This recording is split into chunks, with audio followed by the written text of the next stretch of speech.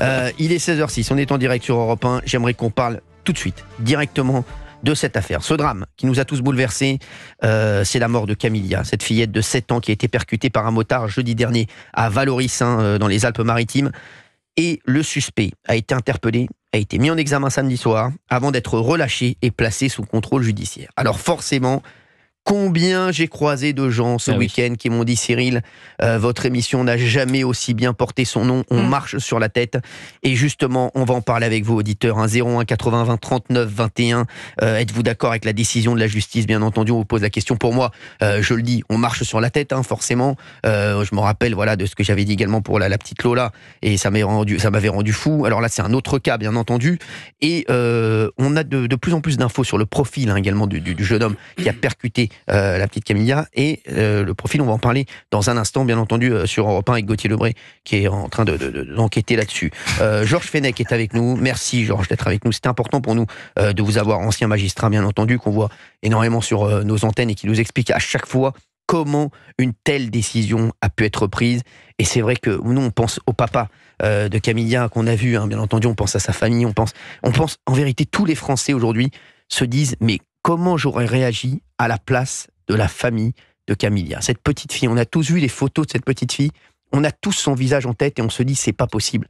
Pour une bêtise pareille, un rodéo urbain, non mais quelle bêtise! Et quand je les vois faire leur roue, parfois, mais je vous jure, mais j'ai envie de leur confisquer leur moto, leur dire, ça suffit, vous arrêtez avec ça, voilà, vous êtes des abrutis, vous arrêtez avec ça.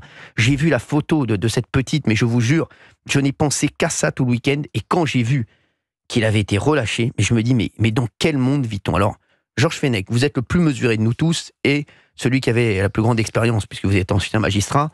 Comment on peut relâcher cet individu? Relâcher, d'abord, ça ne veut pas dire relaxer. Oui. Ça ne veut pas dire, attendez, le procès aura lieu, il aura lieu. J'enlève le casque parce que j'entends trop. Merci de nous le dire. Oui. Simplement, ce que je veux expliquer, c'est que le juge de liberté et de la détention n'a fait qu'appliquer la loi. La loi, elle dit quoi? Elle dit que la détention provisoire doit être exceptionnelle. D'accord? Mais elle ajoute aussi, depuis 2009 seulement, moi je m'étais battu contre à l'époque, elle ajoute que le seul critère du trouble à l'ordre public, donc de l'émotion, si vous voulez, légitime, ne suffit pas à prononcer une mesure de détention provisoire en matière délictuelle, pas en matière criminelle. Qu'est-ce que ça veut dire, donc, en fait? Le juge, qu'est-ce qu'il constate? Que les critères de la détention provisoire ne sont pas réunis. Il a des garanties de représentation, on lui a enlevé son permis, il ne peut pas récidiver, il n'a jamais été condamné. Il pense qu'il n'est plus dangereux, en fait, c'est ça. On pense qu'avec les mesures qui ont été prises, il ne risque pas de récidiver. C'est ça. Donc si on réintroduisait le critère de l'ordre public, comme on l'avait supprimé en 2009, le juge aurait pu effectivement le placer en détention provisoire. Mais là, il ne le pouvait pas, et vous verrez que la chambre d'instruction confirmera. Mais non, moi je vais vous dire, mais ici, sur Europe 1 et dans l'émission, on marche sur la tête. On tape pas sur les juges, on tape sur les lois. Excusez-moi, monsieur Fenech. Non, on peut taper sur les juges. Moi, ça m'arrive souvent. Les juges aussi. Ça m'arrive souvent. Je vais vous dire, moi, je pense qu'aujourd'hui, les lois ne sont plus appliquées à la société d'aujourd'hui. Je pense que les auditeurs d'Europe 1 sont d'accord avec moi. Olivier d'Artigol. Mais il y a eu appel, Georges, du parquet de Grasse. Donc ça va prendre 10-15 jours.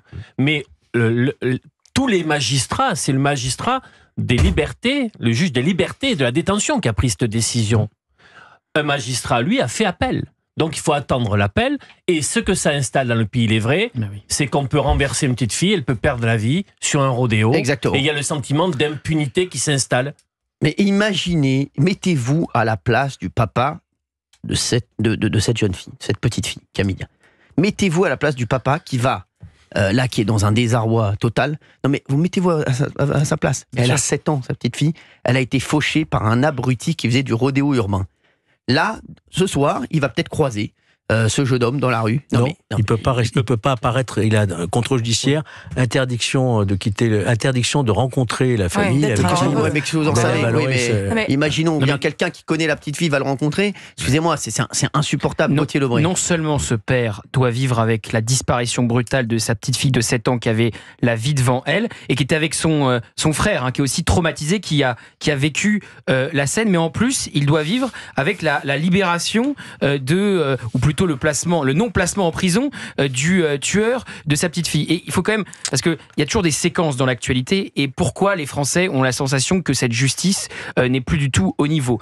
En 10 jours, vous avez un multirécidiviste qui tue un gendarme multirécidiviste 10 fois condamné, qui a jamais mis un pied en prison, qui était avec un bracelet électronique, c'est le maximum qu'il a eu. En plus, on apprend qu'il est étranger, qu'il est du Cap-Vert, et qu'il a eu son titre de séjour sans cesse régularisé. Donc vous avez un homme qui a 10 condamnations à son casier judiciaire, mais vous avez les autorités qui renouvellent ce titre de séjour. Alors il y a toujours des bonnes explications. Il était là avant 13 ans, il avait un enfant, il y a toujours des explications.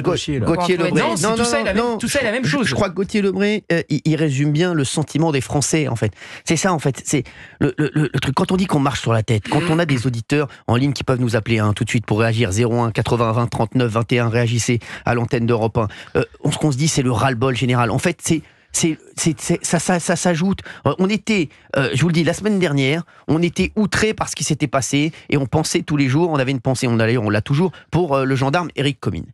Après ce qu'a dit sa femme Harmonie. Bien sûr. Ce week-end, il y a encore un drame et on apprend que cet abruti, parce que ceux qui font du rodéo urbain, excusez-moi, alors il y en a qui le font, qui font leur vie. Maintenant, ils me disent on peut faire des circuits, on se voit tout seul, avec plaisir. Ceux qui veulent le faire, voilà, avec plaisir. Eux, voilà, c'est leur délire, avec grand plaisir. Mais ceux qui le font en pleine agglomération, avec des dangers énormes, excusez-moi, pour moi c'est inadmissible. Et on voit que ce garçon, aujourd'hui, il est dehors. Parce qu'on peut me dire ce qu'on veut, il a un contrôle judiciaire ou pas, il est dehors. Ça pose la question lui, de la il est dehors. qualification. Il sera condamné. Bien sûr qu'il sera condamné. Bien sûr, Bien mais sûr. en attendant, il est dehors et la petite, elle ne rentrera pas. S'il vous plaît, Juliette Briens, il faut 2 minutes. Valérie Benaïm. Ça pose la question aussi du terme maintenant, puisque Yannick Aleno ne cesse maintenant de vouloir changer aussi les termes. Le papa, le restaurateur, son fils a été tué lui aussi par un chauffard en scooter, et qui dit maintenant il faut arrêter de dire que dans la loi on a le sentiment qu'on excuse un peu celui qui n'a pas eu l'intention de tuer, mais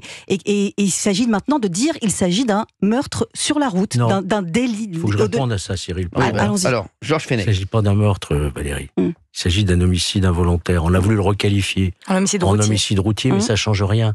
C'est très important pour la victime et pour les familles des victimes. Il ne faut pas tomber dans la démagogie, Valérie. Mais c'est très important pour les familles des victimes. Il faut faire la distinction entre un homicide involontaire et un meurtre. Le meurtre, c'est quand je vais tuer volontairement quelqu'un. Là, c'est le comportement qui est inexcusable et qui entraîne des conséquences qui n'ont pas été voulues. Georges, entre un délit routier, on dit votre fils a été tué par un délit routier, et un homicide involontaire, pour la famille des victimes, ça fait une différence. Bon, d'accord. Ça a été voté, d'ailleurs, je vous signale, ça a été voté. À l'unanimité, loi transpartisane. Merci Olivier d'Artigol. Juliette Briens, qui est avec nous sur Europe 1. Qu'est-ce que vous pensez de tout ça ? C'est vrai qu'en fait, on entend toute la journée les gens parler d'état de droit. Effectivement, bien sûr, c'est important l'état de droit et qu'il y a des lois à respecter, que la détention préventive ne fait pas état de condamnation, qu'elle doit rester exceptionnelle, etc. Mais l'état de droit, il ne marche que quand l'État, en fait, vous protège aussi. L'état de droit, c'est aussi le droit de pouvoir se balader dans la rue et de pouvoir traverser la rue sans se faire faucher par un chauffard. Et le problème, c'est que dans ce contexte-là,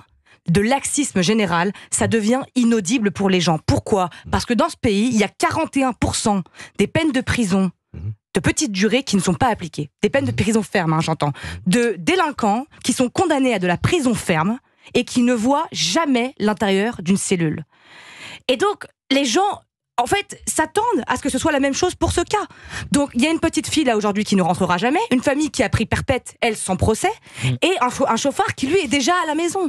Donc, le problème, c'est que si on s'attendait réellement à ce que plus tard, il y ait une condamnation exemplaire, comme on en verrait tous les jours, peut-être qu'on pourrait expliquer aux gens, de manière calme et posée, ce que dit la loi, ce que dit l'état de droit. Oui. Mais c'est pas le cas, parce qu'on sait très bien qu'il va pas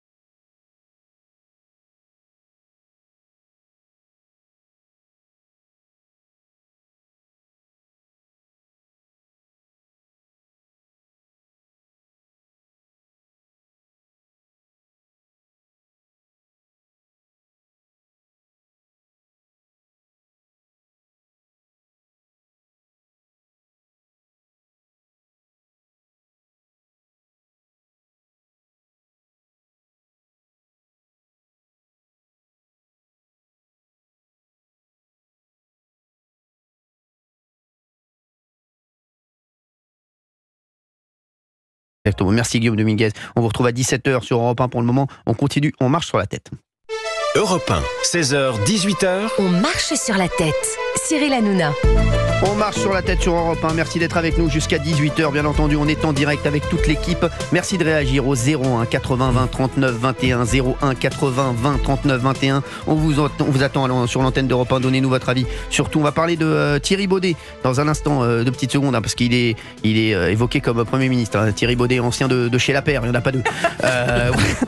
On en parlera dans un instant, bien entendu. Pour le moment, on parle de ce drame. On reparle de ce drame. Le drame Camilla, 7 ans, morte après avoir été percutée par une moto à Valoris. Et forcément, la colère gronde. On est tous colères. Hein. Les auditeurs d'Europe 1 qui nous appellent au 01 80 20 39 21 sont énervés. Autour de la table, on est énervés. On est mesuré parce qu'il y a Georges Fenech qui nous recadre un petit peu et ça fait du bien quand même. Merci Georges d'être avec nous, en tout cas sur l'antenne d'Europe 1 dans On marche sur la tête. C'est un plaisir et c'est vrai que j'ai énormément d'auditeurs en ligne qui me disent Cyril, on n'en peut plus, la coupe est pleine. Actuellement, il y a l'hommage au gendarme Éric Comines. Dans le même temps, on voit un abruti qui fait du rodéo urbain qui est remis en liberté. Et avant d'écouter Catherine, qui est très très énervée, Catherine, auditrice qui habite dans la Manche, j'aimerais juste qu'on revienne sur les déclarations du papa Gauthier Lebray, le papa donc qui a dit, bien sûr, que c'est la mesure, elle a mis fortement en colère les parents de la fillette, hein, le fait de relâcher, de laisser en liberté, bien sûr. Comme l'a dit Georges Fenech, il n'est pas vraiment en liberté, mais qu'il soit, en tout cas, qu'il puisse se balader. Qu'il ne tombe pas en prison. Exactement, qu'il ne tombe pas en prison, ça a énervé forcément la famille. Et apparemment, le papa a dit il a donné son avis sur la responsabilité de la mairie, de la municipalité dans ce drame. Hein. Oui, c'est une route, selon l'avocat, qui est dangereuse et selon ce même avocat de la famille, donc le maire de Valoris n'aurait pas fait les travaux nécessaires alors qu'il y avait déjà eu plusieurs accidents avant la mort de la petite Camilla. Mais alors là, c'est la déclaration de cet avocat, très bien, mais est-ce que le problème c'est la route ou c'est le chauffard qui a tué la petite Camilla? Vous voyez, c'est où est-ce que vous placez le projecteur? S'il n'y a pas le chauffard qui fait d'une roue, la petite Camilla... C'est une route départementale, hein. C'est pas le maire, c'est le département. Hein. Oui, vous avez raison. C'est pas une route communale, attention. Mais bon, on comprend la famille, moi je les comprends tout à fait. Ils se disent, ils sont énervés après tout le monde et forcément, on les comprend. Normal. Je suis désolé, ils sont énervés après la société, ils sont énervés après la municipalité, ils sont énervés après la France. Et voilà, on se rappelle des mots très durs d'Harmonie Comines qui disait, la femme d'Éric Comines qui disait, la France a tué mon mari. Alors là, mais on sait que voilà, forcément, moi je me mets à la place de ce papa. Excusez-moi, franchement, j'accepte tout ce qu'il peut dire aujourd'hui, et on doit tous se mettre à la place de ce papa qui a une peine immense. Voilà, et je pense fortement à lui. Et le visage de Camilla, je vous jure, on l'a tous dans la tête. Et on se dit, on sait tous, voilà, on est désarmés par rapport à ce qui s'est passé, et on est vraiment énervé que cet abruti. Parce que faire du rodéo urbain en pleine agglomération, pour moi, il faut vraiment être un abruti. La défense de celui qui a tué Camilla va se servir de ça aussi, en disant c'est pas tant mon client, c'est la route. Donc exactement. Aussi que ça ne sert pas la défense et que ça ne déresponsabilise pas celui qui a tué la petite Camilla. C'est le rôle de On a Catherine sur Europe 1 qui est en ligne avec nous, qui veut réagir. Elle est colère, Catherine. Merci Catherine d'être avec nous. Ah oui, moi je suis entièrement d'accord avec toi, Cyril, parce que faut vraiment être abruti de rouler sur une roue, que surtout qu'une moto, c'est comme un scooter, ça a deux roues, et puis quand tu roules sur une roue, t'as pas d'équilibre, faut vraiment être abruti. Alors moi, pour moi, il a assassiné la gamine, moi qu'on veut ou qu'on veut pas, mais moi si, parce que maintenant le père, il va pas emmener sa gamine à l'école, il va l'avoir entre deux caisses, mais c'est pas normal. Et en plus, quand c'est quelqu'un qui vole un steak pour nourrir ses gamins, on va faire tout un plat. Exactement. C'est ce qu'on disait tout à l'heure, Catherine. Et puis il y a plein de gens qui font tout bien, qui se font arrêter pour des bêtises et qui jouent le jeu et qui c'est insupportable. Je vous jure, c'est insupportable. Une fois, attends, Cyril, excuse-moi de t'interrompre. Allez-y. Une fois, c'était le Covid. J'avais pas sorti avec mon papier. Qu'est-ce que j'ai fait? Je m'étais fait arrêter par la police avec mon chien. Et puis la police, elle me dit comme ça, mais avez-vous le papier? J'ai dit, moi j'ai joué. Non mais c'est sûr. Merci Catherine en tout cas d'être avec nous sur Europe 1. Catherine qui est énervée. Hein. Vous dites, je vous avais dit des mots très durs. Hein. Vous avez préféré que ce criminel soit à la place de sa petite fillette. C'est ce que vous avez dit.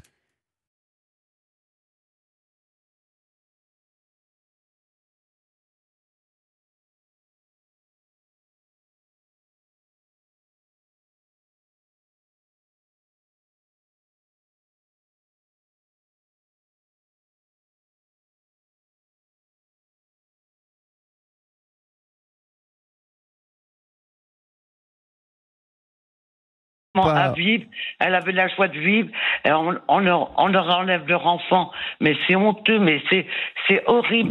On lui souhaite pas forcément, on lui souhaite pas bien sûr pas la mort à ce homme, on lui souhaite juste d'être un peu moins bête, voilà. De toute façon, toute sa vie, il va d'être un peu moins bête, et vraiment parce que ça, vous vous rendez compte, toute sa vie, il va avoir ça en tête, d'avoir tué une petite fille. Qu'est-ce qu'il dit pas qu'il va recommencer? On n'espère pas pour lui, parce qu'il faut vraiment que ce soit un véritable abruti s'il recommence. Moi j'espère juste. Tu dois être un abruti, lui. Merci d'avoir été avec nous, Catherine, sur Europe 1. Merci beaucoup. On a Olivier d'Artigol. Le problème, je fais quoi, ce que disait Gauthier tout à l'heure, on a le sentiment. Bon, l'écrasante. Les gens dans notre pays s'arrêtent quand un gendarme ou un policier leur dit arrêtez-vous. L'écrasante majorité des gens ne font pas de rodéo urbain. Non. Et là, ils ont le sentiment, avec ces deux actualités terrifiantes, que ceux qui se comportent comme ça passent à travers les mailles du filet, à travers une première décision dans la procédure judiciaire qu'ils ne comprennent pas, qui leur met le cerveau en vrac et qui leur fait pousser un cri en disant c'est insupportable. Ce que je comprends pas, c'est que Georges a rappelé le cadre légal, tu as raison de le faire, mais pourquoi la justice dans ces moments-là, qui paraît presque injuste et inhumaine, ne communique pas? Pourquoi est-ce qu'on ne dit pas? Pourquoi il n'y a pas un porte-parole du ministère de la Justice pour dire... Peut-être parce que c'est indéfendable. Voilà le cadre... Non, c'est pas... Pour dire, voilà le cadre légal, voilà le procès aura lieu dans telle période, voilà les peines encourues. Pourquoi ils ne donnent pas des éléments? Ça a été fait. Ça a été fait, Georges Fenech. Il aura fait un communiqué en expliquant sa décision, qu'il avait fait appel. Pas beaucoup. Et la chambre d'instruction, la cour d'appel d'Aix-en-Provence, a dit qu'il y aurait une décision qui serait prise dans les plus brefs délais. Michel Benezra est avec nous, avocat spécialisé en droit routier. Merci Michel Benezra d'être avec nous sur Europe 1. C'est On marche sur la tête. De rien, merci de m'accueillir. On est en direct, il est 16h38. Maître, dites-moi, qu'est-ce qu'on risque en cas de rodéo urbain? Alors déjà, je vous entendais depuis tout à l'heure, c'est très difficile ce genre de situation. Après, en tant que professionnel, tout comme Georges Fenech d'ailleurs, qui vous remet le cadre, il y a trois visions de cette affaire. Il y a la vision du droit que Georges Fenech vous a rappelé, c'est-à-dire qu'il y a des textes, et là, dans ce texte-là, justement, vous me parlez d'un rodéo, c'est pas certain que cette qualification va être retenue, parce que le rodéo, il faut une répétition, un comportement qui est répété. Or là, on s'aperçoit que le gamin, il a fait un wheeling, on appelle ça, une roue libre, une seule fois. Donc, il n'y a pas vraiment de rodéo en tant que tel. Cette vision du droit, elle est là, et puis elle est incomprise, on craint l'injustice. Mais aujourd'hui, je vous rappelle qu'on n'a pas le droit de commenter une décision de justice. La deuxième vision, c'est la vision des parents, bien évidemment, qu'on peut que s'associer à cette vision, cette douleur, cette injustice. Et la troisième vision, enfin, c'est la vision du prévenu. C'est-à-dire que le prévenu, lui... certes, il va être poursuivi pour un homicide involontaire, mais comme son nom l'indique, comme l'a rappelé Georges Fenech, ça reste involontaire. C'est-à-dire que quand il s'est levé le matin, il n'avait aucune intention de tuer. Donc, est-ce que on va le sanctionner durement, et dans tous les cas, est-ce qu'il va comprendre cette décision? Parce que la décision de justice qui va intervenir doit être comprise par le prévenu. C'est très, très important. C'est-à-dire qu'on ne peut pas rendre une décision sans que le prévenu ne comprenne cette décision. Et cette décision, lui, il ne la comprend pas parce qu'il n'a pas voulu ôter la vie de quelqu'un.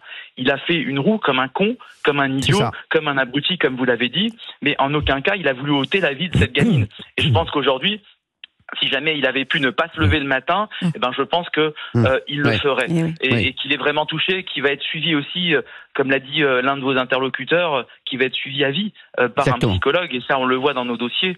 Voilà les trois visions et les points que je voulais aborder, parce que effectivement, il faut vraiment prendre les visions de chaque angle pour comprendre cette affaire qui est très difficile, parce qu'il y a une douleur que personne ne peut comprendre aujourd'hui, mis à part le papa. Exactement. Merci Michel Benezra d'avoir été avec nous. Merci Maître d'avoir été avec nous sur Europe 1. On marche sur la tête. Il est 16h41. On est en direct. Il y a énormément d'auditeurs qui nous appellent 01 80 20 39 21. L'appel au sujet du contrôle judiciaire du motard qui a fauché une fillette de 7 ans décédée dimanche. Des suites de ses blessures sera examiné par la chambre de l'instruction de la cour d'appel d'Aix-en-Provence le 10 septembre.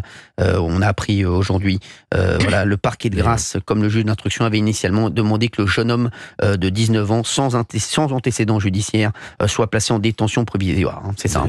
Ce que je souhaite, c'est que cette audience devant la chambre d'instruction, elle soit publique. On l'avait rendu cette possibilité après l'affaire d'Outreau, je m'en souviens, de rendre possible cette fenêtre de publicité. Moi, j'aimerais bien que les Français puissent assister à cette audience, qu'on entende le procureur, qu'on entende l'avocat, qu'on voit ce jeune et qu'elle soit... C'est possible, aujourd'hui c'est possible. On peut rendre publique l'audience devant la chambre d'instruction. Donc j'émets de mes voeux peut-être que cette audience sera publique. Il y a Huguette qui est avec nous en ligne sur Europe 1, il est 16h42, on est en direct. Merci Huguette d'être avec nous. Bonjour Huguette. Oui, bonjour Cyril. Alors moi, je voudrais dire une chose, ce que j'entends aujourd'hui, en ce moment, dire vouloir minimiser la faute du gars. Non, je suis pas d'accord. La petite, elle est rentrée sous terre pour l'éternité. Lui, il est dehors, il se balade, lui. Il se balade. Tout à l'heure, il va peut-être faire la fête. Il fera le con comme d'habitude, parce que le rodéo, c'est vrai que pour moi, c'est pas un rodéo, parce que chez moi, j'habite Lorient. Il y a eu des rodéos dans ma rue, mais ils sont plusieurs, ils pétaradent pendant des moments et des moments. Mais peu importe. Il a tué une gamine de 7 ans qui va au cimetière pour toujours. Vous vous rendez compte ce qu'a dit Isabelle Vera-Masson, chercheuse au CNRS. Elle a dit exactement, ce sont des jeunes qui s'ennuient. Non mais est-ce que vous vous rendez compte? Ce sont des jeunes qui s'ennuient. Quand on entend ça, non mais franchement... Elle a comparé ça à West Side Story. Elle avait déjà comparé le drame de Crépol à Roméo et Juliette. Oui. Ça, c'était son premier fait d'armes. Et là, elle récidive en disant que ces jeunes ne sont pas des voyous, mais ce sont des jeunes qui s'ennuient. Et elle compare en fait le tableau à West Side Story. Et ça, c'est une chercheuse du CNRS, traduction vos impôts. Exactement. Oui, Gauthier Lebray. Oui, mais j'ai envie de dire, elle est quelque part dans la continuité d'Emmanuel Macron qui nous expliquait que les émeutes, c'était l'oisiveté, c'était parce que les jeunes n'avaient pas de quoi s'occuper. C'était même à cause de Jean-Michel Blanquer qui sort un livre en ce moment, Assassin, contre Emmanuel Macron, qui avait avancé les épreuves du bac. Donc c'est toujours cette espèce de culture de l'excuse. Et effectivement, Juliette fait bien de le rappeler, ça fait 2 fois. Crépol, elle romantise à chaque fois. En fait, si vous voulez ça, il y a un côté romantique pour elle dans ce qui s'est passé autour du meurtre du jeune Thomas à Crépol. Donc Crépol, c'est Roméo et Juliette. Bah, si c'est Roméo et Juliette, c'est plutôt romantique, c'est plutôt sympa. Et puis là, il y a une petite fille de 7 ans qui vient de mourir et elle nous reprend un autre classique. Voilà, c'est West Side Story, une autre référence cinématographique. Voilà, c'est une manière d'euphémiser ce qui s'est passé à chaque fois. C'est insupportable. C'est une sorte de mélo qu'elle voit de son œil de sociologue déconnecté du CNRS et c'est absolument insupportable. Et on peut comprendre que les Français n'en peuvent plus de cette culture de l'excuse. Huguette, je vous sens extrêmement colère, hein, Huguette qui est de Bretagne. Oui, alors écoute, Cyril, justement, moi, je voulais vous appeler pour plusieurs choses. D'abord, il paraîtrait que vous repassez ce soir sur la télé. Exactement, oui, C8 ce soir, à partir de 18h. Oui, 18h. Bien sûr, ouais, je suis plus tôt ce soir. Hein. Ce soir, c'est plus tôt. D'accord, alors écoute-moi. Moi, comme je disais ce matin à la petite que j'ai eue au téléphone, moi, Cyril Hanouna, il me manque. Pourquoi? Parce que tout ce qui se fait dans la société, ça passait par lui. Et tous les gens voulaient venir chez lui. Pourquoi? Parce qu'Hanouna, il dit la vérité sans phare. C'est-à-dire, il ne fait pas semblant de dire comme ci ou comme ça. Oui, des fois, il module un peu. Hein, franchement, c'est vrai. Mais ceci étant, je trouve quand même que c'est une radio sur laquelle on peut s'exprimer. La preuve, je m'exprime. Mais moi, je suis une femme de conviction. Et moi, je suis... attention, hein, quand j'ai des idées, je ne les ai pas à côté. C'est dommage que je sois si vieille, sinon je ferais de la politique. Huguette, en tout cas, merci d'avoir été avec nous sur Europe 1 et je vous retrouve ce soir à la télé. Vous êtes un amour, vous m'appelez quand vous voulez, hein, tous les après-midi, on est là, 01 80 20 39 21 sur l'antenne d'Europe 1. Je vous embrasse fort, Huguette, merci d'avoir été là. Seconde. Ah d'accord, c'est pas fini. Oui, Huguette. Non, je voudrais savoir si dans votre famille, il n'y a pas une fille qui s'appelait Mathilde. Mathilde, chez moi, dans ma famille? Non, oui, parce qu'en face de chez moi, à Tunis, il y avait une famille, Hanouna. Alors, non, je crois pas, Huguette, mais je vais demander à ma mère ce soir. Je demande à ma mère ce soir, on en reparle. Alors, attends, cette femme, elle s'appelait Mathilde, c'était à l'époque, moi j'étais gamine, j'avais 12 ans, elle en avait peut-être 25. D'accord. Et sa mère, elle faisait des matelas, elle s'appelait Lala. Des matelas. Les matelas avec la laine de mouton dedans. Ok. Très bien, Huguette. Je vais vérifier et je vous dis. Et attends. Et comment Fenech, l'immeuble à côté de chez nous, avec Madame Fenech. J'osais pas le dire. Quoi, c'est vrai? Sans doute. Je jure, c'est vrai. Je ne peux plus demander à ma pauvre maman qui est partie. Rue d'Alpha à Tunis et à côté de l'immeuble à côté de moi. Ma maman était de Tunis. Je crois qu'il y a le Uber Eats qui est arrivé, Huguette. Vous avez dû commander des sushis ou une pizza. Merci Huguette d'avoir été avec nous. Vous nous faites un point sur tout le monde, hein, quand vous voulez. Sur Europe 1. Merci Huguette d'avoir été là. Je vous fais des gros bisous. Allez, moi aussi. Elle est formidable. Elle est incroyable, Huguette. On l'adore. Il est 16h46. On est sur Europe 1, bien sûr. Il y a Isabelle qui est avec nous. Bonjour Isabelle. Bonjour Isabelle qui est avec nous, qui est là. Bonjour Isabelle, merci d'être là. Bonjour à tous, bonjour Cyril. Bonne chance pour ce soir, ça va bien se passer. Merci Isabelle, vous êtes un amour. Merci d'être avec nous sur Europe 1. Isabelle, vous habitez où?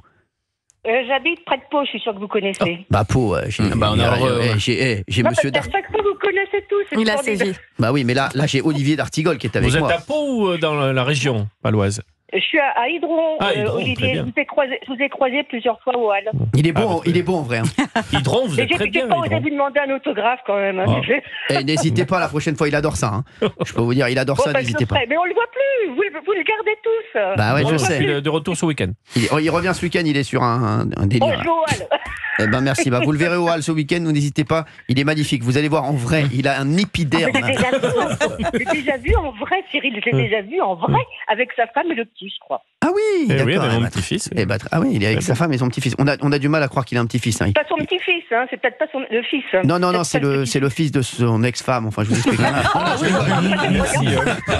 Tu vas avoir la paix, là. Non, vous inquiétez pas. Il veut pas en parler parce qu'on sait pas trop, voilà, je vous expliquerai. Je parlerai directement au Hall. Sa situation est compliquée. Non, je rigole, tout va bien pour lui, vous inquiétez pas, il est magnifique, il a un épiderme exceptionnel. Irréprochable. Je suis pas inquiète du tout, Cyril, rassurez-vous. Isabelle, vous faites quoi dans la vie? Écoutez, je vais bientôt prendre ma retraite, donc là je vivote en attendant. Voilà, non, mais j'ai une carte de commercial, voilà. Très bien. Je suis commercial encore pour le moment, jusqu'à. Mais enfin, j'ai pas envie d'arrêter de toute façon. N'arrêtez pas, Isabelle, vous avez l'air en pleine forme. Isabelle, merci d'être avec nous, en tout cas sur Europe 1. Vous voulez réagir à ce drame de Valoris? Ouais, alors moi, si vous voulez, là on rigole, c'est bien, mais je peux vous dire que j'en ai ras-le-bol. Je suis comme vous. Franchement, mais ras-le-bol. Moi, je suis désolée, la personne qui est intervenue en disant il s'est pas levé ce matin en se disant qu'il allait tuer quelqu'un. Bah bien sûr, mais c'est la même chose pour les flics. Pourtant, ils sont tout de suite incarcérés, le petit Naël. Et vous vous rendez compte, le papa, est-ce qu'il s'est réveillé le matin en se disant je vais perdre ma fille aujourd'hui? Oui, c'est sûr.